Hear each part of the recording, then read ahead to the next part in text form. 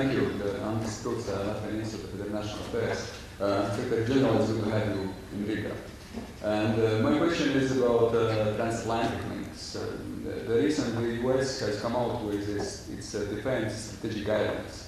And some of the analysts, there has been a variety of different opinions and interpretations.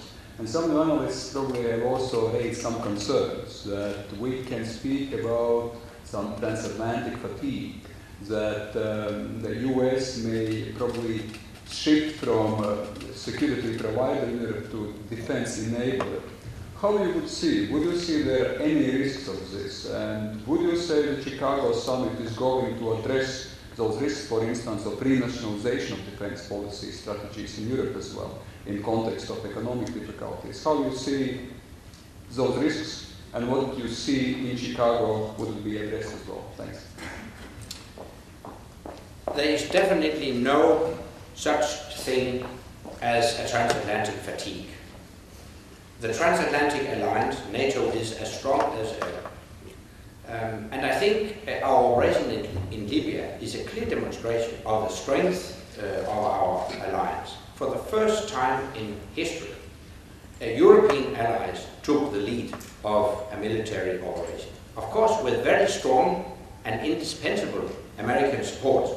We couldn't have carried out this operation successfully without the United States providing essential military assets. But it is a testament to the strength and the solidarity of our alliance that the Europeans could actually take the lead and respond to a call we have very often heard from the American side that the Europeans should take on more responsibility. So I think that's the good news. We shouldn't be surprised that the United States intends to focus more on the Asia-Pacific region, taking into account the rise of emerging powers like China and India. It's only natural that the United States will focus more on the Asia-Pacific region. I would argue it's even in our interest that they do so. This shouldn't take place at the expense of the transatlantic alliance.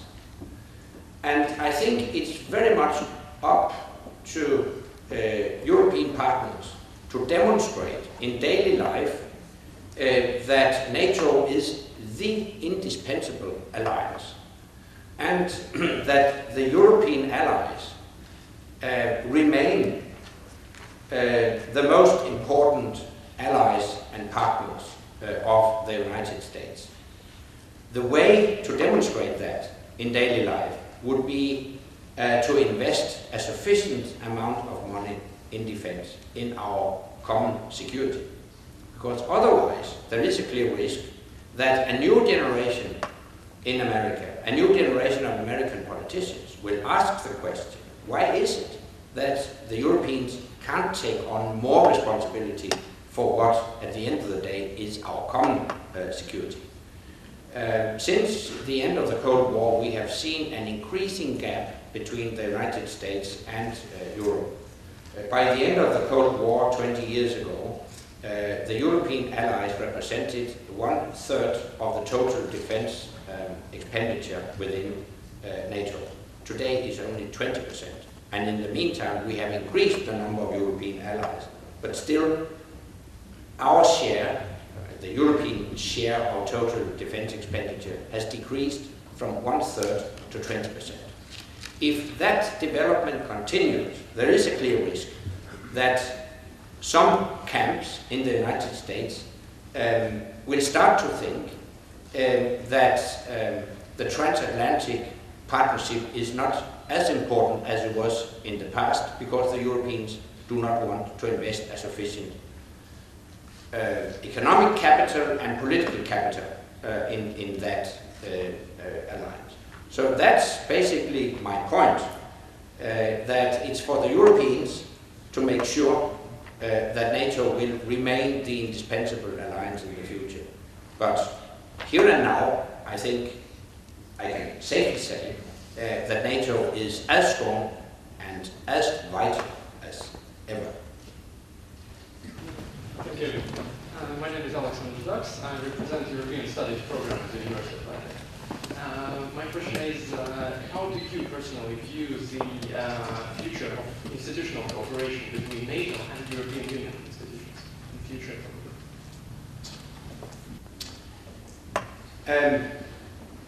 My vision is to see NATO and the European Union as true and fully fledged strategic partners.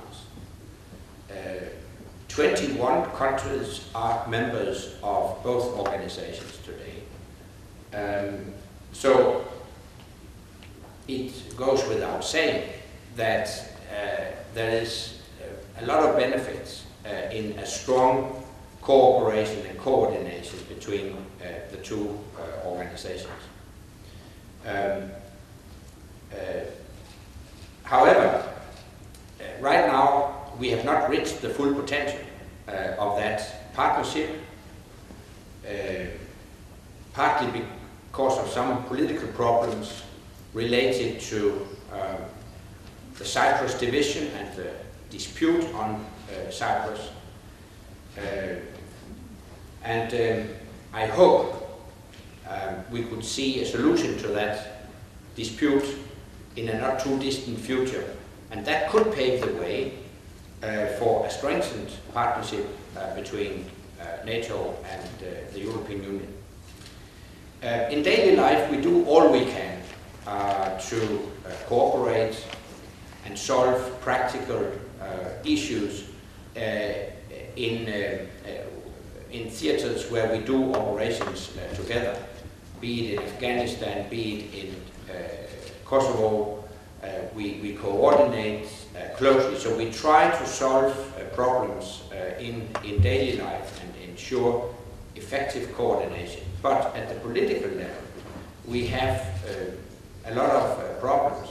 And just to mention one example, which is quite absurd, in official meetings between NATO and European Union, we are only allowed to discuss one issue, Bosnia-Herzegovina. And while that's important, I mean, it is an important issue, I could easily think of other topics that deserve an in-depth discussion and coordination between NATO and the European Union. And I hope to find solutions to that so that we can develop a true and fully fledged strategic partnership. That's my vision. Ladies and gentlemen of the Latvian Parliament, thank you for coming today. I saw you at the Freedom Monument. One thing about the reduction of American forces in Europe, I would like your opinion. I mean, 8,000 American soldiers, 2 brigades, 2 armed brigades are leaving Germany. Can't the Germans, the biggest nation in Europe, get their act together and form 2 other brigades to replace them? I mean, the British and the French are able to mount expeditionary forces, but the Germans are not. Aren't you going to talk about this in Chicago, for example, that Germany has to pull more of its weight? And then a very big question. I didn't want to bring this up, but it looks like there could be war in the Hormuz Straits. Can you just give us a brief rundown on how NATO would react if there is war? Let me start with the latter. We have no intention whatsoever to intervene, but obviously we urge the Iranian leadership to live up to their international obligations and allow a free flow of traffic through the Strait of Hormuz. That goes without saying. On the American presence in Europe, I consider continued American presence as part of the overall Euro-Atlantic security. However, we also have to acknowledge that the Americans, like others, must take into account current economic challenges. And of course, we should also take into account the evolving security situation. the strength of American presence in Europe is not only related to the size of stationary forces in Europe. I think we should take into account the whole picture, and for instance also include a strengthened American engagement in missile defense, which is clearly to the benefit of Europe. I hope at the Chicago summit we can declare what we call an interim operational capability of the NATO missile defense system. And a very important element in the NATO missile defense system is an input provided by the United States. Their missile defense system will be the core of a NATO missile defense system to protect all populations. Individual European allies will also contribute. But my point is that this significant American contribution to a NATO missile defense system is a new element in an American engagement in Europe. And you also mentioned another key word, expeditionary forces.